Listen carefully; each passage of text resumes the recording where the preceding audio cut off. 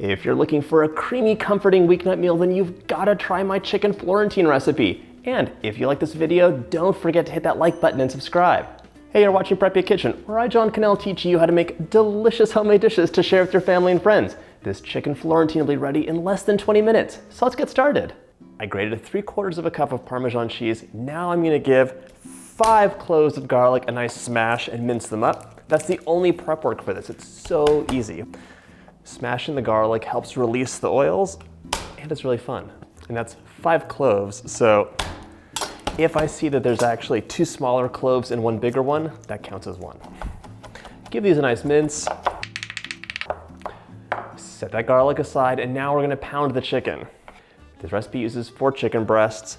You could scale it down if you want, but it is so delicious, you're gonna love all the leftovers, if there are any. Just gonna cover the chicken breasts with some parchment paper and then give them a pound. It kind of like decreases the mess. The main purpose of this, by the way, is to get a nice even cooking chicken. You don't want any raw parts or overcooked parts, so get one layer that's about a little bit less than an inch thick. This brings back memories because when I first started cooking for Brian, I don't think you had ever known what a poultry hammer was, so he saw me banging on the counter. He's like, "What are you doing?" And I explained the whole process of why we tenderize and flatten chicken. Grab some salt and pepper. We're going to season the chicken, so just season accordingly. Pinch here or there, pepper as well. Flip the chicken over and repeat. I'm gonna set this aside and clean my workspace up. Right now, I'm gonna add about 1/3 cup of flour to a plate. You could also use a shallow bowl. This will be for dredging the chicken. Dredging the chicken in flour just lets it absorb more flavor from the sauce and get a really nice, beautiful brown color. I'm gonna use my fingers. I was trying to be super neat, but it's so much easier to do this by hand. Cover both sides completely in flour. You want it totally white and powdery. No chicken exposed. Your chicken's dredged. Right now we're gonna set our pan over like medium-high heat.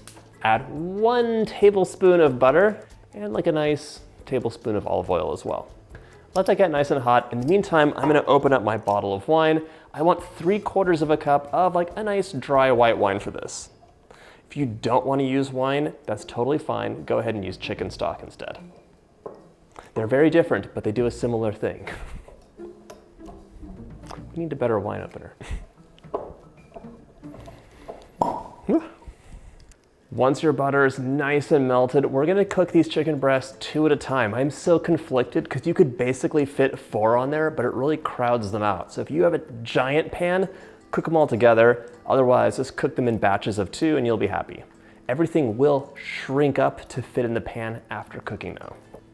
And speaking of cooking, I'm gonna cover the pan while the chicken cooks. It really helps them be just more cooked through. We're gonna cook these for about 4 minutes, but just check on them every minute or so and see how they're doing. You want them to be golden brown on both sides, so, you know, everyone's stove runs different. This one is totally different from that one. It drives me crazy. Chicken Florentine is one of my favorite dishes when it's done right. There's so many bad versions of it, and there's no excuse. Cream, white wine, garlic, butter, chicken, spinach. These things are all amazing. Your dish will be even better when they're combined in the right proportions. All right, it's been about 4 inches. It's been about 4 minutes. Let's take a look at our chicken. Oh, that's a nice golden color. We're just gonna flip it over and let it continue cooking. Okay, that chicken is nice and golden brown. I'm gonna remove this onto a plate and cook the remaining chicken. If you notice there's some like burnt parts or it got extra caramelized, you could just use some paper towels and wipe the pan down really quick. I don't really care, but it's an option.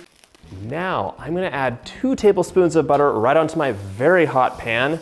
It's kind of a lot, but this is part of the sauce, so we want it to be really rich and just beautifully decadent. To the butter, we're gonna add all that delicious garlic, pop it right in there, and just stir around almost constantly. Right now, I'm gonna measure out 3/4 cup of that delicious wine. Okay, garlic is nice and fragrant before it burns. We're gonna add that wine in. The smell, wine, garlic, and butter are a match made in heaven. So If you've noticed, my pan's been off heat this entire time. These big cast iron pans really hold the heat in, so it was red hot. Now I'm gonna put it back onto heat. I want this wine to reduce by about half. It's gonna cook the alcohol off and leave just that amazing flavor. To the wine, I'm gonna add half a teaspoon of Italian seasoning. Just sprinkle it right in. If you want to, you can skip it, but it adds a nice depth of flavor. Pan's on medium, the wine's reduced. I'm gonna add that 1 cup of cream right now. And if you wanted, you could definitely use half and half if that's what you prefer. I love the cream in here. Let it come to a simmer, and then we can add the cheese. My cream has come to a simmer. Right now I'm gonna stir in all that delicious, freshly grated Parmesan cheese, 3/4 of a cup. You could be more generous if you want.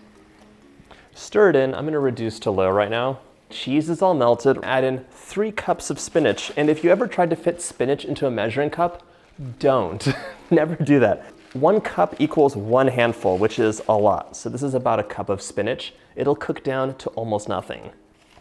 So in this recipe, I would actually use an entire 5-ounce container and be quite happy. You could use a little bit less. If that seems like a lot to you, it really isn't.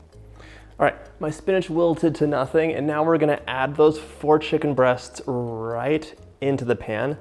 Just kind of scooch the spinach over so it's not hidden on the bottom. You want it to be exposed.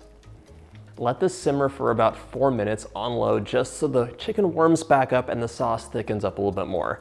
And then serve over anything you want, or just eat by itself. If you like this video, check out my chicken dinner playlist. That is a symphony of flavor, and I love that garlicky spinach with a creamy white wine sauce. I'll see you in the next video.